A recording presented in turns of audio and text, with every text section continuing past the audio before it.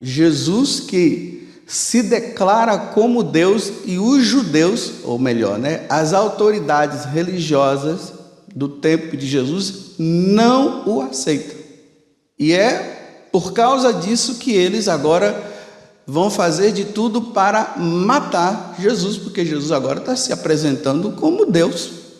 E eles não acreditam na divindade de Jesus.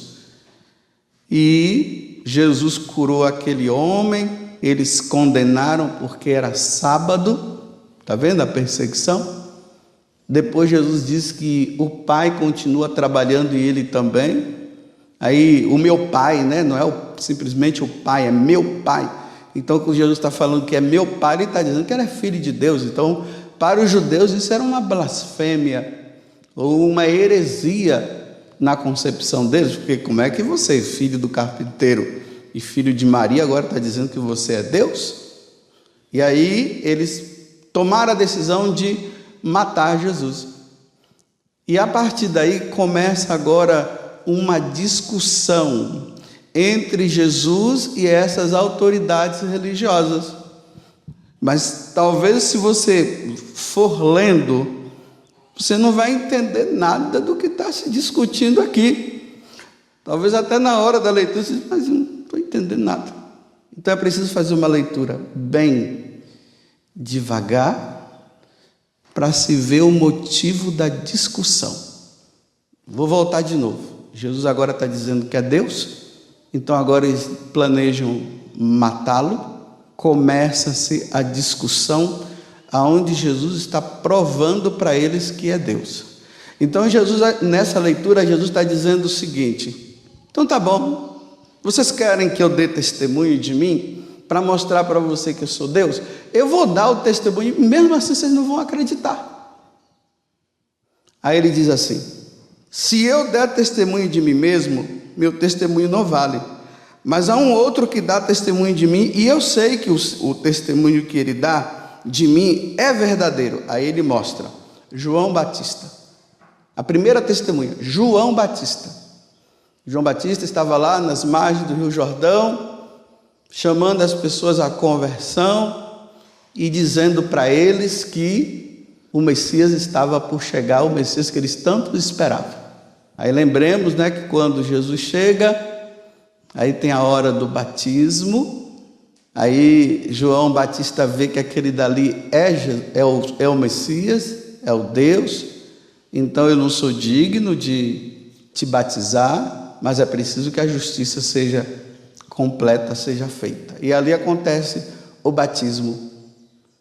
E ali no capítulo 1 do Evangelho de São João, eles mandam uma equipe para conversar com João Batista, perguntando se João Batista seria mesmo o Messias esperado. Leiam lá no capítulo 1 que vocês vão ver do Evangelho de São João. Aí João Batista diz: não, não sou eu não. Mas então por que você está fazendo isso? Mas não sou eu, é o outro que virá. Por isso que Jesus está dizendo aqui: João Batista falou de mim. Vocês pensavam que ele era a luz que brilhava, e João Batista disse que não era ele, era eu. Mas mesmo assim vocês não acreditam. Aí ele dá um outro testemunho. O outro testemunho está nas Sagradas Escrituras. As Sagradas Escrituras falam de mim. Vocês veem, vocês leem e vocês veem, claro que pode ser eu, mas vocês não querem acreditar. Então vamos entender, nas Sagradas Escrituras, lá no Antigo Testamento. Vamos para Isaías capítulo 7. Eu não vou falar os versículos, porque é bom que vocês leiam todo o contexto. Isaías 7 diz assim: uma virgem dará à luz a um filho, e eles chamarão Emanuel, o Deus conosco. Isaías está dando testemunho dele. No livro de Miqueias, capítulo 5, diz assim: e tu, Belém, a menor de todas as cidades, de ti nascerá o Salvador. Ele nasceu onde? Em Belém. Está vendo como a Sagrada Escritura está falando dele? Isaías 53 vai dizer assim, que ele foi levado para ser morto como um cordeiro e foi colocado entre dois facínoras. A crucificação de Jesus. Isaías 53. A Sagrada Escritura está falando dele. No Êxodo, capítulo 16, porque aí, depois que ele vai falando, né? Tem várias passagens, o tempo não vai dar para falar de tudo, né? Só estou trazendo aqui algumas palavras para vocês entenderem que a Sagrada Escritura fala dele. Aí ele diz assim: Moisés também falou de mim. Vocês acreditam em Moisés, mas Moisés falou de mim também. Se nós formos lá no capítulo 16 do livro do Êxodo, né? Porque os 5 primeiros livros da Torá faz referência a Moisés. Moisés que escreveu Gênesis, Êxodo, Deuteronômio, Levítico, Números. Todos esses livros fazem referência a Jesus. Por exemplo, o capítulo 16 do livro do Êxodo, quando fala do maná, o pão que desceu do céu. Eles estavam com fome no deserto, começaram a murmurar, aí Deus mandou o maná, o pão que desceu do céu. Capítulo 6 do Evangelho de São João, Jesus diz o quê? Eu sou o pão que desceu do céu. Está vendo a referência? Que vai culminar onde? Esse pão que desceu do céu vai culminar na missa. No sacrifício da missa, referência a ele. Aí ele diz assim também: vocês nunca ouviram a voz do Pai, mas o Pai também falou de mim. E quando o Pai falou de mim, vocês também não acreditaram? Vão lá no capítulo 3 do Evangelho de Mateus, você vai ver, e os outros evangelistas também falam do batismo de Jesus. Quando acontece o batismo de Jesus, o que foi que aconteceu? Na hora que João Batista começou a colocar água sobre a cabeça dele, ou melhor, né? Quando emergiu, né? Colocou ele na água, do céu se ouviu uma voz. Olha o Pai testemunhando que ele é o Messias, que ele é o Filho de Deus. Então, olha, esse é meu filho bem amado, nele eu coloquei todo o meu amor. E o Espírito Santo apareceu em forma de pomba. Pronto, está aqui as testemunhas. Todos os testemunhos foram dados. Aí Jesus diz assim: mas vocês não acreditam, vocês querem as glórias desse mundo. Aí Jesus fala uma coisa que é importante para os nossos tempos de hoje. E Jesus diz assim: vocês não acreditam em mim, mas se outro aparecer, vocês vão acreditar. Em mim vocês não acreditam, com todo esse testemunho que eu acabei de dar. Mas se aparecer outro, vocês vão acreditar. O mundo está se revolucionando. As nações estão se reunindo. E um dos propósitos das nações é formar um governo único e uma religião única. E isso já está bem visível. E aqui não é teoria da conspiração, é uma verdade. Lembremos que o Padre Jonas já falava isso, né? Muitas vezes lá no passado. E se vocês procurarem aí as homilias dele, vai encontrar ele falando sobre essa questão de um governo único e de uma religião única. Até que uma religião única deveria realmente ter, né? Realmente, uma religião única. É para ter uma religião única. Por isso que Jesus disse para os apóstolos: ide por todo mundo e pregai o evangelho a todas as nações. Para que se torne uma religião única. Vocês ouviram esses dias eu falando, os povos foram criando os seus próprios deuses. Deus se revela agora na pessoa de Jesus Cristo e convida todo mundo agora a largar os seus deuses e ficar com ele, porque ele é o Deus, ele é Deus. E ele revela também que existe mais duas pessoas, que é o Pai e o Filho.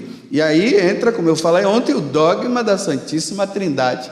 Nós temos um Deus único em 3 pessoas. Então o que é que deveria acontecer? Todos os outros povos que criaram os seus deuses, derrubam os seus deuses, abandonam os seus deuses e vem agora para Jesus. E aí, uma religião única e verdadeira. Só que as nações, elas não querem formar uma religião única, tendo Jesus como Deus. Eles querem reunir todas as religiões, colocar todos ali, colocar Jesus também no mesmo nível, e ali, vai se erguer uma pessoa que vai se dizer ser Deus. E o que é que ele vai dar? Comida e bebida e roupa para todo mundo. O que é que o povo precisa, de comida? Ninguém quer morrer. E como nós, infelizmente, não estamos colocando a nossa confiança no Deus que está no céu, e é para lá que nós devemos caminhar, estamos colocando a nossa confiança nesse mundo. Então, quem resolve as coisas desse mundo, entre aspas, é esse tal que vai se colocar como salvador do mundo. Só que o salvador do mundo já há 2.000 anos atrás, há mais de 2.000 anos atrás, ele veio e morreu na cruz e nos salvou. Ele sim provou, e no terceiro dia ele ressuscitou. Mas esse tal vai dizer assim: olha, agora se vocês não ficarem comigo, vocês não vão poder comer. Principalmente, vocês não vão poder comer, vocês não vão poder comprar. Se vocês se colocam agora com rebeldia, não querendo eu, porque esse daí é um fracassado. Cadê que ele dá de comer para vocês? Eu dou de comer. Eu soluciono os seus problemas. Repito, se nós não colocarmos a nossa confiança em Jesus Cristo, que tem a capacidade de tirar a vida e dar a vida, de nos ressuscitar no terceiro dia, como ele ressuscitou, de nos ressuscitar para a vida eterna, aonde sim, lá nós viveremos eternamente com ele, se nós não colocarmos essa confiança na vida eterna e colocarmos nesse mundo, facilmente abandonaremos a Deus e iremos atrás dessa tal nova religião. Está vendo como os pais precisam catequizar os seus filhos, apontando para eles que Jesus Cristo é o Deus dele, e ainda mesmo que ele possa não dar nada, ele vai continuar sendo o nosso Deus. Se os pais ficam preparando seus filhos só para esse mundo e não preparam para o céu, esses filhos de vocês vão ser os primeiros a renegar Jesus Cristo, porque Jesus não dá para eles o material. E o que é que vai diferenciar nós de qualquer outra religião, e principalmente dessa religião única? A Igreja Católica, que é a Igreja de Cristo. Tu és Pedro, e sobre essa pedra edificarei a minha igreja. A Igreja Católica é essa igreja que Jesus falou. E aonde é que a Igreja Católica vai diferenciar das outras? Na missa. Tem outros elementos, mas não quero colocar esses outros elementos hoje ainda. Vamos aprendendo aos poucos. Primeiro, a missa, o sacrifício de nosso Senhor Jesus Cristo, a única religião que tem como sacrifício nosso Senhor Jesus Cristo é a católica. Até aquelas outras religiões que se dizem ser cristãs, elas não têm o sacrifício, porque eles não acreditam na presença de Jesus na Eucaristia. E Jesus se torna presente na Eucaristia no sacrifício da Santa Missa, com os sacerdotes da nova aliança. E aí nós vemos a sucessão apostólica, que vem de Pedro, os apóstolos, os bispos, os sacerdotes, Não quero entrar em polêmica também, mas o Papa, essa Igreja Católica, ela é hierárquica, e a Eucaristia e a Virgem Maria, e isso vai diferenciar. E o que é que a nova religião vai fazer? A primeira coisa que essa tal nova religião, que é falsa, vai fazer: denegrir as imagens, a imagem dos sacerdotes, para vocês não acreditarem mais. Aí não tem missa, aí vocês não tendo missa, nós vamos nos igualar aos protestantes, e nos igualando aos protestantes vai ser fácil para entrar nessa nova religião. Por isso, vocês, fiéis, e nós, padres, fiéis à Igreja de Nosso Senhor Jesus Cristo, precisamos rezar muito no sacrifício da Santa Missa, porque a maior oração que nós devemos fazer é a Santa Missa, e aqui rezar pela perseverança dos sacerdotes, dos nossos bispos, do Santo Padre, a perseverança na doutrina fiel à Igreja, na doutrina dos apóstolos, que veio dos apóstolos, que veio de Jesus Cristo, para que sejamos fiéis ao depósito da fé, para que não deixemos de celebrar a Santa Missa, para que Satanás não tenha força de dominação sobre nós. Mas aí vai acontecer o quê? Como Jesus foi perseguido, a igreja será perseguida. Não tem como falar de Jesus sem a igreja. Então a igreja, como Jesus foi perseguido, a igreja será perseguida. Por quem? Por esse novo aí, esse que vai se erguer para formar uma nova religião. E nós vamos nos sustentar com a Eucaristia, celebrada de forma escondida ou não, mas nós vamos nos sustentar contra eles. Nós vamos resistir com a missa, porque ali é o sacrifício de Jesus e ali é o nosso alimento, que dá força para a vida eterna. Aí nós vamos ver que lá no passado, quem sustentava os cristãos nas perseguições era quem? As missas, celebradas nas catacumbas. Como eu não me recordo agora, que teve uma perseguição no início, lá do cristianismo, e era proibido celebrar a missa. E alguns padres celebravam as missas escondidas.